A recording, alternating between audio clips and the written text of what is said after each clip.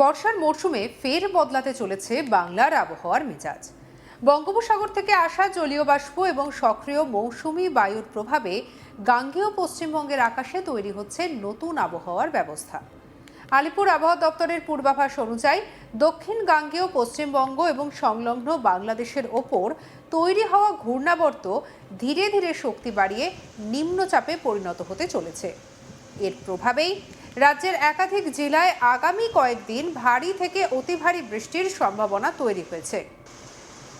আবহাওয়া দপ্তর জানিয়েছে, দক্ষিণ গাঙ্গেয় পশ্চিমবঙ্গ ও বাংলাদেশের ওপর অবস্থান করা ঘূর্ণাবর্তটি সমুদ্রপৃষ্ঠ থেকে প্রায় 7.6 কিলোমিটার উচ্চতা পর্যন্ত বিস্তৃত রয়েছে।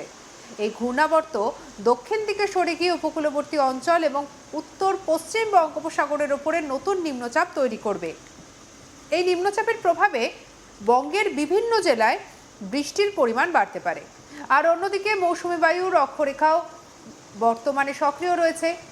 গঙ্গাসাগর থেকে শুরু করে দিল্লি, হরিয়ানা, রাঁচি এবং দীঘার ওপর দিয়ে বিস্তৃত রয়েছে এই মৌসুমী বায়ুর পথ।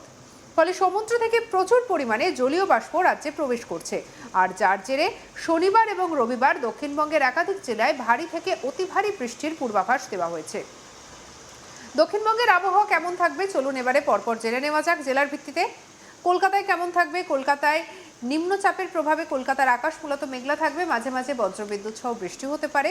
দিনের তাপমাত্রা কিছুটা কমলেও বাতাসে জলীয় বাষ্প বেশি থাকায় অস্বস্তিকর আবহাওয়া বজায় থাকবে। শহরের নিচু এলাকাগুলিতে ভারী বৃষ্টির সময় জল জমার পরিস্থিতি তৈরি হতে পারে। দক্ষিণ 24 পরগনা উপকূলবর্তী এই জেলায় নিম্নচাপের প্রভাবে সবথেকে বেশি অনুভূত হবে। রবিবার বজ্রপাত সহ ভারী বৃষ্টির সম্ভাবনা রয়েছে, সঙ্গে 30 থেকে 40 কিলোমিটার বেগে ঝোড়ো বাতাস বইতে পারে। মঙ্গল থেকে বৃহস্পতি পর্যন্ত এই জেলায় হলুদ সতর্কবার্তা জারি থাকার সম্ভাবনা রয়েছে। সুন্দরবন সংলগ্ন এলাকায় বিশেষ সতর্কতা প্রয়োজন।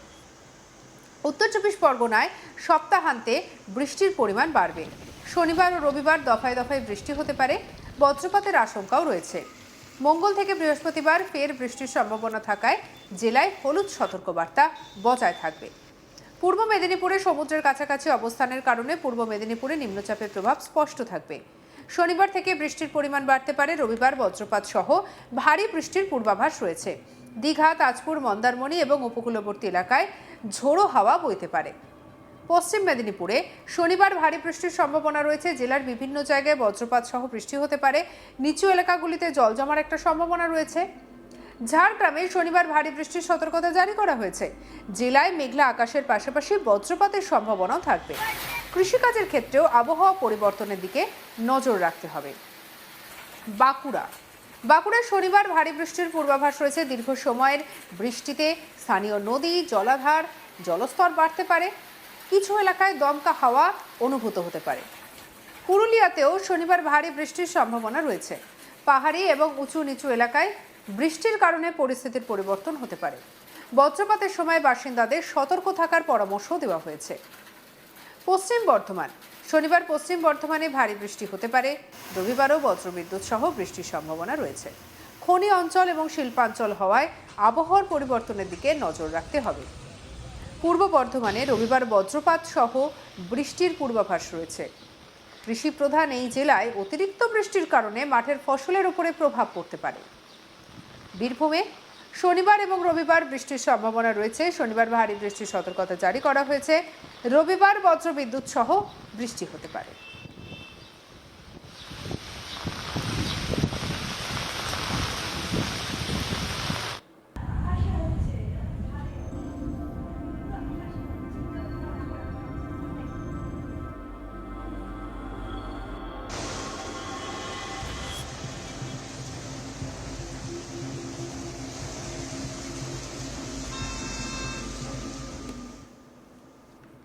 মুর্শিদাবাদে রবিবার বজ্রপাত সহ বৃষ্টির সম্ভাবনা রয়েছে।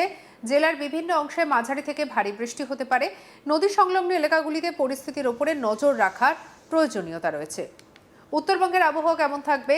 দক্ষিণবঙ্গের পাশাপাশি উত্তরবঙ্গেও সক্রিয় থাকবে মৌসুমী বায়ু।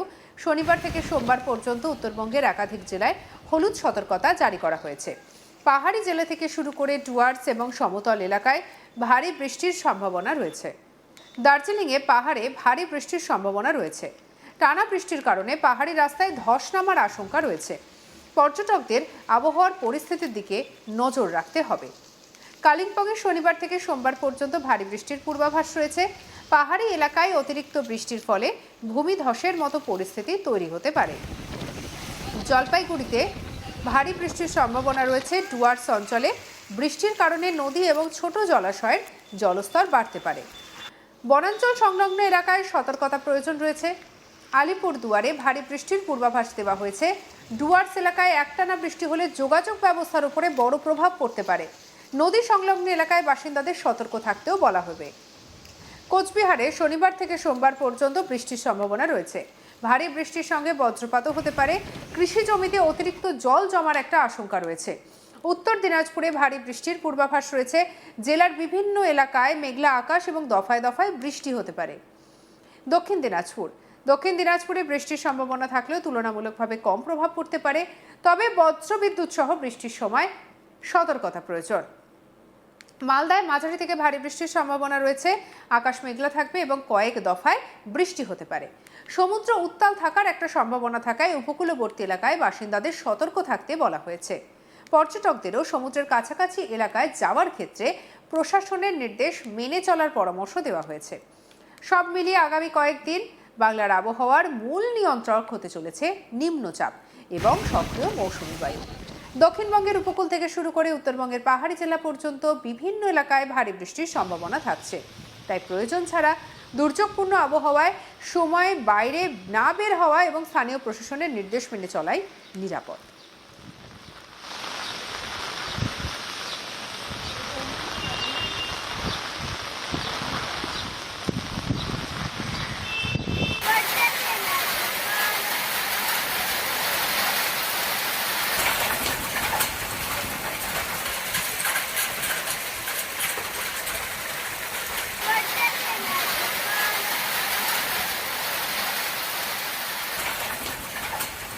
সব মিলিয়ে বলা যেতে পারে বৃষ্টির কিন্তু একটা পূর্বাভাস ইতিমধ্যে জারি করা হয়েছে।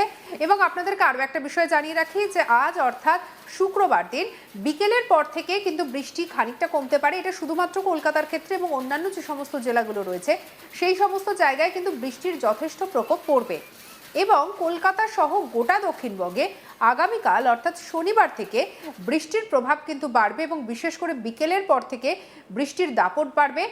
এবং রবিবার এবং পরবর্তী যে নতুন যে সপ্তাহ সেই সপ্তাহেও কিন্তু বৃষ্টির প্রভাব থাকবে। অর্থাৎ সব মিলিয়ে এটা বলা যেতে পারে যে বৃষ্টি কিন্তু এক্ষুনি কিন্তু ছাড়ছে না এবং নিরক্ষরেখা বরাবর একটা সাইক্লোনিক সার্কুলেশন ইতিমধ্যেই দেখা গেছে। সেই সাইক্লোনিক সার্কুলেশনের ফলে আবহাওয়ার বেশ খানিকটা পরিবর্তন দেখা দিয়েছে। সঙ্গে রাখুন আজ তাক বাংলাকে, সাবস্ক্রাইব করতে ভুলবেন না।